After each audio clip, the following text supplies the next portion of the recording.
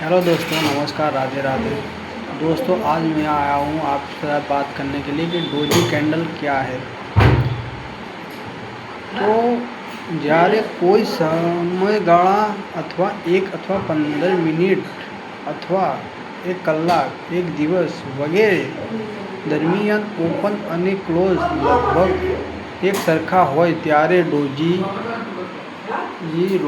બને છે। રોજી બને છે મતલબ રોજી બને તો તમારી રોજી મળે તમને। તેની બોડી બહુ નાની હોય છે, ક્યારેક તો લગભગ લાઈન જેવી છે। ઉપરની નીચે વિસ્કસ શેડો અને હાઈટ લો હોઈ શકે છે। અર્થ માર્કેટ ઉપરની નીચે ડ્રાઈવ કર્યું છે, પણ એ તો ક્યારે જરૂર કર્યું ત્યાંથી આસપાસ જ બધું જ હોય છે। નિર્ણય સ્પષ્ટ નથી। રોજી કયા કામ લાગે છે? તો રોજી જ્યારે કોઈ બાય કરવો હોય, શેર અથવા સેલ કરવો હોય, ત્યાં તમારે ડોજીની જરૂર પડે છે। તમને જ્યાં ડોજી સમજી ગયા હોય તો, બાકી તો હું સમજાવું છું। ટ્રેન્ડ પછી આવે અપ ટ્રેન્ડ અથવા ડાઉન ટ્રેન્ડ। સ્પોટ્સ રિઝર્વેશન પાસે બને અથવા વોલ્યુમ અગાઉની કેન્ડલ સાથે ફોર્મેશન મળે। તમને કોઈ ફોર્મ્યુલેશન મળે કે અથવા તમને એવું દેખાતું હોય કે આ ડોજી બની છે, તો હવે આ ડોજી પાછળનું કારણ શું છે એ તમને હું એક બીજા વિડીયોમાં બતાવીશ।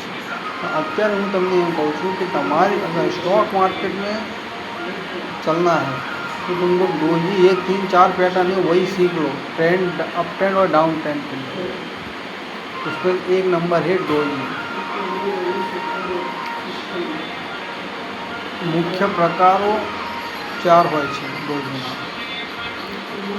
સ્ટાન્ડર્ડ ડોજી, બોડીની નાની ઉપર નીચેની શેડો સામાન્ય લોબ। સેન્ડેડ ડોજી ઉપરની નીચે લાંબા શેડો ભારે અનિશ્ચિત વોલેટિલિટી હોય છે।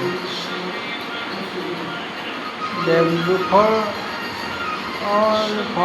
ડોજી ઉપરની શેડો ઓછા નીચે લાંબી નીચેથી રિઝર્વેશન થઈ ઉપરનું બંધ થવાનો પ્રયાસ। વેસ્ટર્ન ડોજી ડોજીના 4 પ્રકાર છે, તેમાંથી 4 હું તમને કહી દઉં।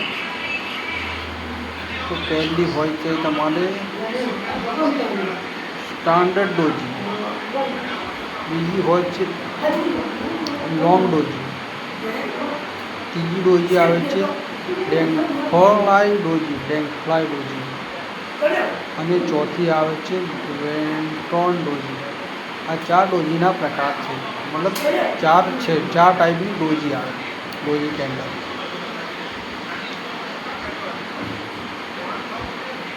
તો ડોજીની કેવી રીતે ટ્રેડિંગમાં ઉપયોગ કરવો અથવા કોઈ ટ્રેડિંગ કરો અથવા લોંગ સમય માટે કરો, તો તેના માટે ડોજી જરૂરી છે। તો તેનો ઉપયોગ કઈ રીતે કરવો? અપટ્રેન્ડ પછી ડોજી આવે તો ટ્રેન્ડ થાકતો હોય છે, મતલબ